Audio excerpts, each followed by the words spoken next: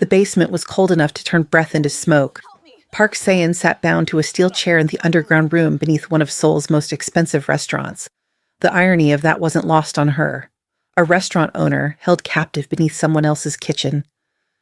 She could hear the faint rhythm of footsteps above her, the muffled clink of glasses, laughter she would never be part of.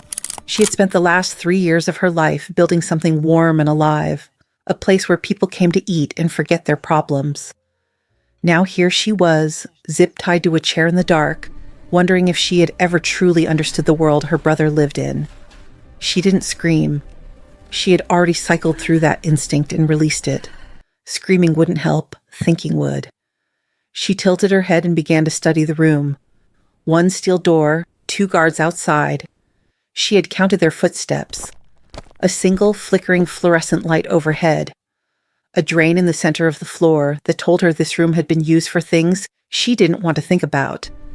Her wrists were bound behind her, but her ankles were free, which meant whoever had taken her didn't see her as a physical threat. That was both reassuring and deeply insulting. The door opened, and Lee Hyunseok walked in. "Welcome to the channel. If this is your first time here, you've just found your new obsession. We tell the stories Seoul's underworld doesn't want you to hear. Hit that subscribe button, turn on your notifications, and drop a comment below telling us where in the world you're watching from. Now, let's get back to the story. To understand why Park Seyeon was sitting in that chair, you have to understand what her brother did. Kang Minjae was not a careful man. He was brilliant in the way that fire is brilliant, bright, consuming, and ultimately indifferent to whatever it destroyed. He had climbed the ranks of the Bukhan faction through a combination of ruthless instinct and personal charisma that made men follow him even when their better judgment screamed otherwise. By the time he was 34, he controlled 3 northern districts of Seoul, had alliances with 2 other factions, and had developed a reputation for taking what he wanted and daring the world to respond. The world, in the form of Lee Hyunseok, eventually responded. It started with a shipment. Lee Hyunseok's organization, known in certain circles simply as the Namsan Collective, had been moving specialty goods through a chain of front businesses for nearly a decade.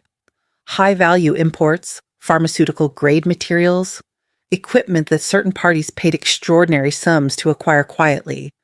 The operation had been refined over years into something nearly invisible, an underground current beneath the legitimate economy of the city that nobody disturbed because everybody with power understood the unspoken rules of coexistence. Kang Minjae disturbed it. His men intercepted one of the collective's shipments on a rainy Tuesday night in the industrial district near Mappo. The timing was precise, which meant Minjae had inside information. The execution was brutal. 13 of Lee Hyunseok's men were killed, not injured, or not warned off, not sent home with broken hands as a message. Killed. Left in the rain between 2 container trucks with the kind of deliberate finality that said this was not a mistake and not an accident. This was a declaration. The shipment, worth approximately 47 billion won, vanished completely. What happened next was what enraged Lee Hyunseok beyond the operational loss, beyond the financial damage, beyond even the grief of losing 13 men whose faces he knew and whose families he had obligations to.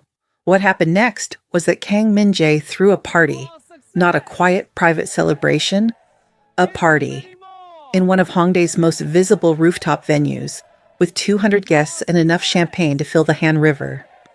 And at some point during the evening, word reached Lee Hyunseok through 3 separate sources that Minjae had stood up with a glass in his hand and toasted the evening with a particular phrase that spread through the underworld within 48 hours like gasoline catching fire.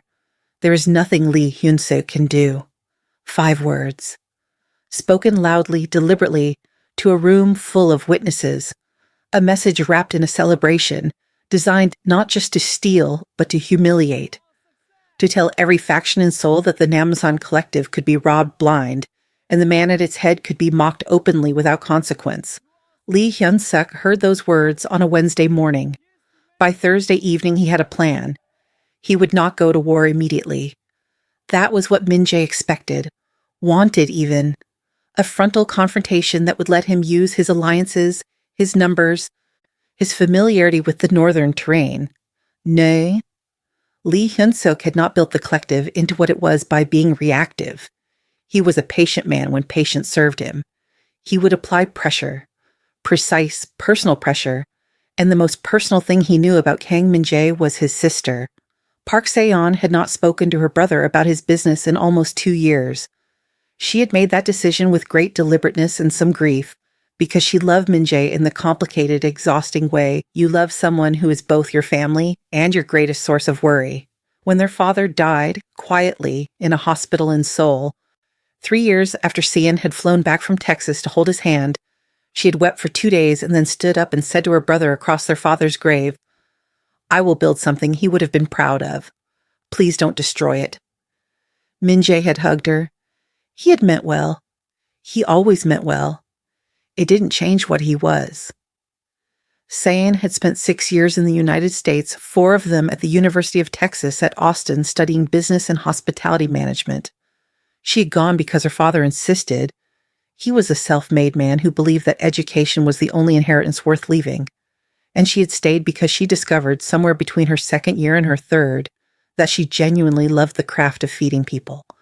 Not the business side, though she was talented at that. The actual human act of creating food, creating space, creating an atmosphere in which strangers became comfortable and comfortable people became honest. She had worked in 3 different restaurants in Austin. She had learned to make stock from scratch at 4 in the morning. She had stood in walk-in freezers memorizing cut sheets and argued with a Texan sous chef about the proper way to balance sweetness in barbecue sauce. She had, in her final year, written a thesis on the cultural economics of Korean street food and its potential in international markets that her professor called the most passionate academic work he had read in a decade. Then her father got sick. Then her father died. She came home. She grieved. She built. Seyeon's restaurant, Harang, named for the Korean word for a single beam of sunlight, sat on a quiet street in Mapo-gu, tucked between a dry cleaner and a small bookshop, occupying a 2-story space that she had renovated herself over 6 months with a budget that barely made sense and a stubbornness that more than made up for it. The menu was Korean home cooking, elevated just enough to feel special without losing its warmth. The dining room held 30 seats.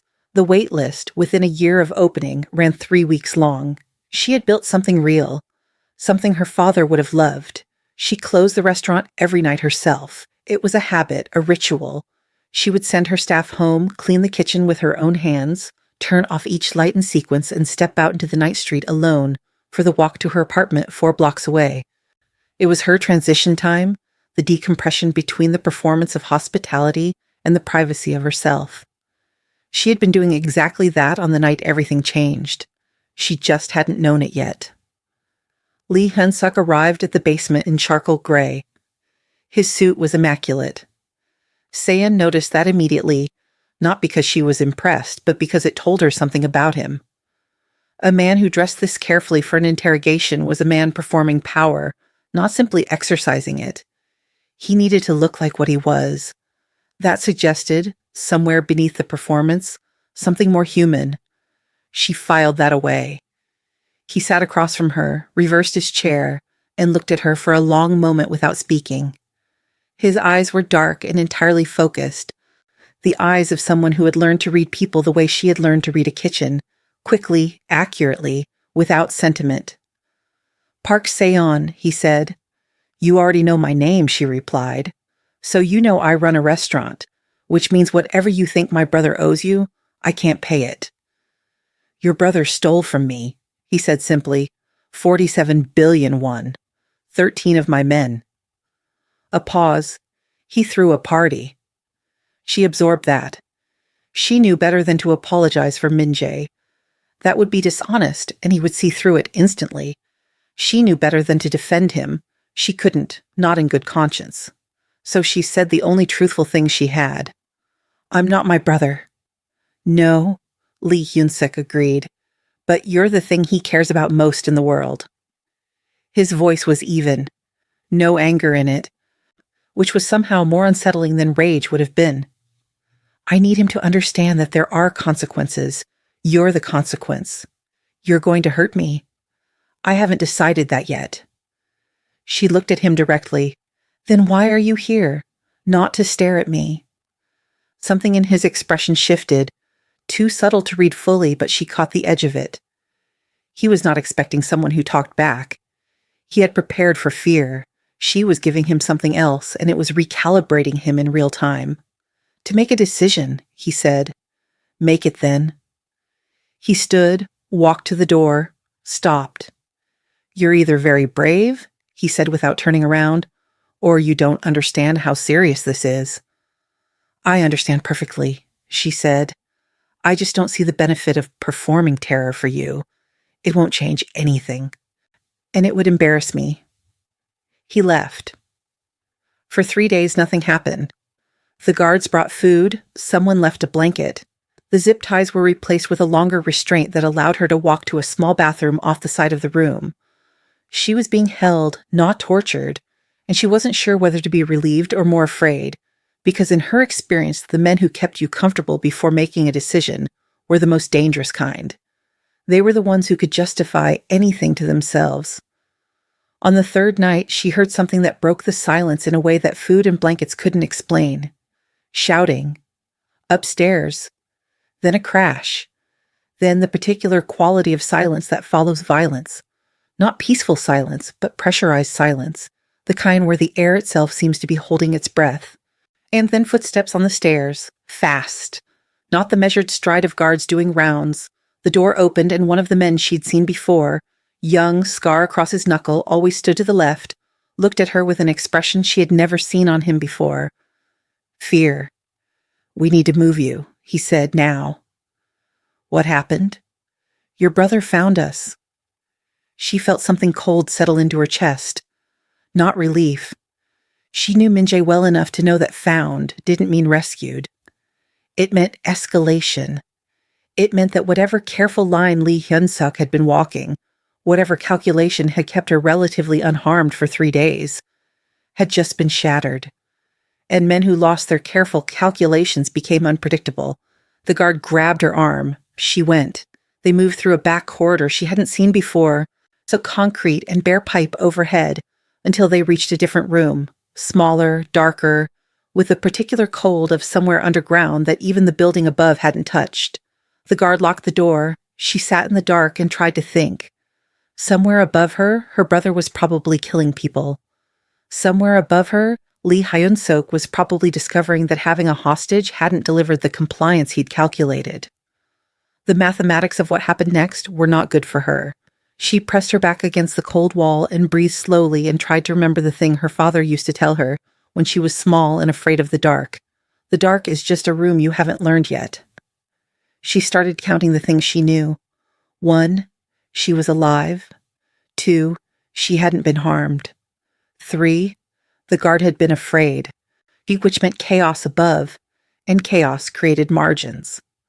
4, if her brother had found this place, someone had told him, which meant there were people in Lee Hyunseok's organization who were not entirely loyal. 5, the door opened. Lee Hyunseok stood in the frame. He was not immaculate now. The charcoal jacket was gone. His shirt was torn at the shoulder, and there was blood on his left forearm. Not his own by the way he moved. His jaw was tight and his eyes were the particular flat quality of a man running entirely uncontrolled fury. He looked at her. She looked at him. Your brother took 2 of my men, he said. He's outside with 12 more. I told you he wouldn't negotiate. He's asking for you in exchange for a ceasefire. His voice was almost completely even. A temporary one. You should take it. It's a trap. Obviously. She met his eyes. So is keeping me. He crossed the room in 4 steps and crouched in front of her, and for the first time in 3 days they were at eye level, and she could see something in his face that all the tailored suits and controlled silence had been covering. Not cruelty, not the cold machinery of someone who felt nothing. Something closer to a man who had made a calculation that was not working out the way he'd planned and was too proud to say so out loud. She should have been afraid of him. She wasn't, and she didn't entirely understand why. I'm going to move you somewhere else, he said. Somewhere your brother can't find. Or, she said quietly, You could let me go. That's not what you planned, I know." She kept her voice even, to the same tone she used when a supplier tried to charge her twice for the same delivery. Calm, certain. "But let me ask you something." She tilted her head slightly. "That scar." He went still. It was only a fraction of a second, the kind of stillness that happens before the body catches up with the mind's alarm signal. But she had been watching him for 3 days, reading every micro-expression the way she read a kitchen at full service. Constantly, automatically, because her livelihood had always depended on anticipating what came next. He touched the scar on his jaw, reflexive, unconscious. She felt the first shimmer of something she could not yet name. "Where did you get it?" she asked. He didn't answer that night, but the next morning he came back alone. No guards. He carried 2 cups of coffee. Proper coffee. From the smell of it, not the vending machine kind, and set one on the floor near her feet. He sat across from her on the concrete floor, back against the wall, looking like a man who had run out of comfortable positions in every sense of the word. She picked up the coffee, let the warmth move through her hands. "That scar?" she said again, because she had been thinking about it all night and the thought had grown from a shimmer into something she needed to say out loud. He looked at her over the rim of his cup. "It wasn't stitched by anyone with medical training," she said carefully. "The tissue pattern is wrong. Whoever closed it was working fast, in poor light, probably without proper equipment." She paused. "It's a deep wound. Bladed weapon. You hit the jawbone. You can tell because the scar curves slightly where it deflected. On that kind of wound, without proper treatment, would have bled severely." He was very still. 3 years ago, she said. Her voice had gotten quieter, not softer, more precise. Late October, an alley behind the Mirai building in Hongdae. She watched his face. "I was closing the restaurant that night. I always walk home the same way, past the bookshop, left on the main road, then through the Mirai shortcut because it's faster." She set her coffee cup down. There was a man on the ground. He was alone. He was bleeding out from 2 wounds. The jaw was the visible one, but the one that would have killed him was lower, near the collarbone. I could see the blood pooling wrong, arterial. She had relived this night many times, not because it was dramatic, but because it was the night she understood something about herself, that when the moment came, she didn't hesitate. She just acted. "I don't have medical training," she said, "but one of my closest friends in Austin, Yoonga, she was a nursing student and she used to practice on me, made me learn suture technique for fun because she said everyone should know it. I always kept a small emergency kit in my bag because my kitchen had a lot of sharp things and I got tired of waiting for staff to find the first aid box." She looked at him directly. "I stitched the jaw wound because it was the one I could reach. I packed the collarbone wound with what I had and applied pressure with my coat. My favorite coat, honestly, I was annoyed about that. And I stayed with him until I heard sirens. My hands were shaking the whole time, but he was breathing when I left." The silence between them was the longest she had ever sat inside. Lee Hyunseok's face had undergone something she could only describe as a kind of controlled demolition. Each layer of his composure falling in sequence, not into chaos, but into something rawer and more honest than anything she'd seen from him. His jaw was tight. His eyes were doing something complicated. "My men found me," he said. His voice was low. "They always told me a woman had stabilized me, a stranger. She was gone before they could identify her." A pause. "I looked for her afterward. For a long time. I didn't want to be found," she said simply.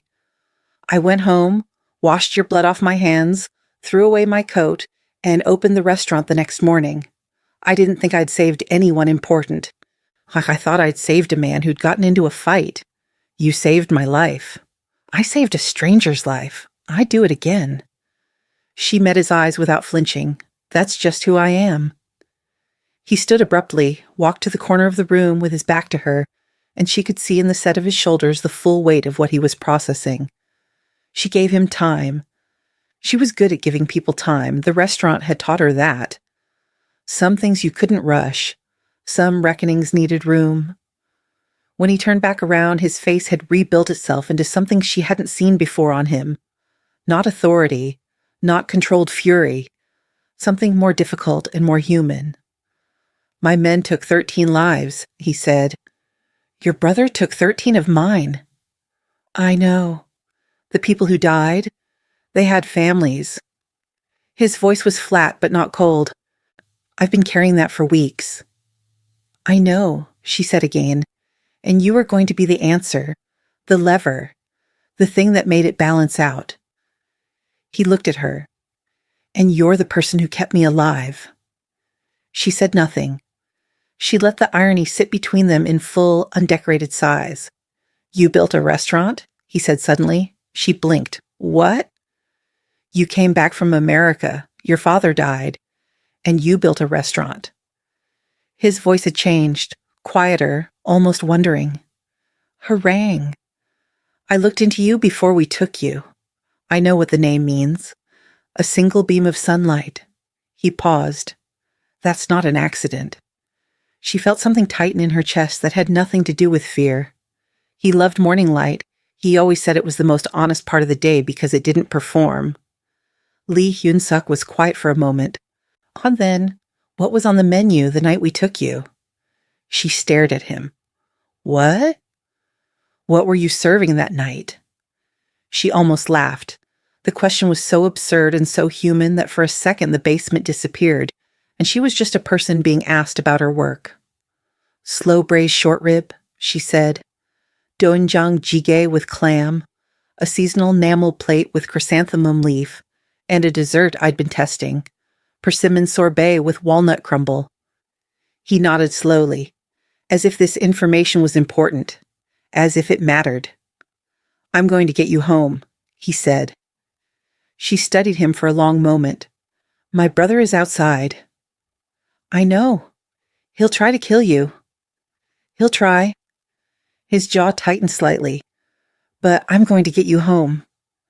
She stood up slowly because her legs had stiffened from days in the chair. She was taller than he'd probably expected. She stood nearly 170 centimeters, and her posture, even now, was the posture of someone who spent 10 hours a day on her feet in a kitchen. She looked at him squarely. "You still owe my brother an answer," she said, "for the 13 men, for the shipment. I'm not saying he was right. He was catastrophically wrong, and I'll tell him that to his face." A pause. "But the war between you, that's still real." "Yes." "So what happens after you return me?"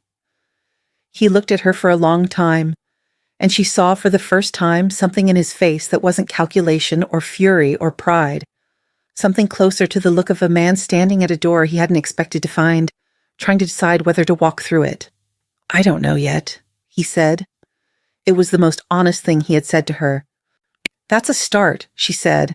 They walked out of the basement together, Lee Hyunseok in front, Seyeon 2 steps behind him, into a narrow corridor that smelled of exhaust and damp stone, and eventually opened into a parking structure she didn't recognize. The night air hit her face and she stopped for a moment just to breathe it in.